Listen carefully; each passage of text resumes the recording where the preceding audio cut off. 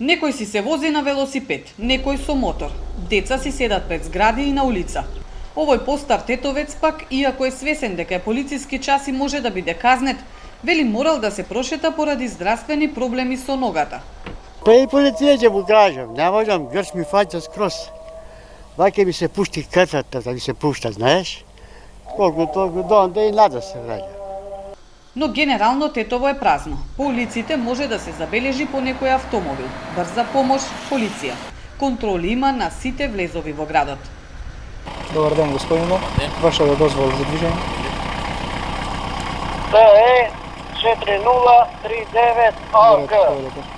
Пријатно. Екипата на Алфа направи обиколка и во околината на Тетово. Низ Мала Речица забележавме повеќе групирања на млади кои веднаш се разбегуваа. Раздвижено е и на автопатите. Многу помала од вообичаени денови, но сепак раздвиженост има дури и на автопатот Скопје-Тетово-Гостивар.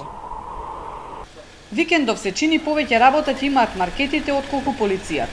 Оние кои имаат дозвола за работа велат дека од утрото е турбо, како луѓето со денови да седеле дома.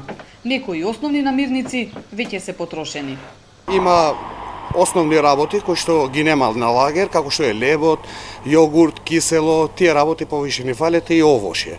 Ако продолжи оваа ситуација, верувам дека нема и ние да можеме да стигнеме до кај сите наши купувачи, бидејќи нашата фирма, нашата компанија е голема компанија која што имаме голем број на клиентели и така што верувам дека не ќе можеме да стигнеме до сите зашто ние не сме спремни за овој тип на работа, за онлайн.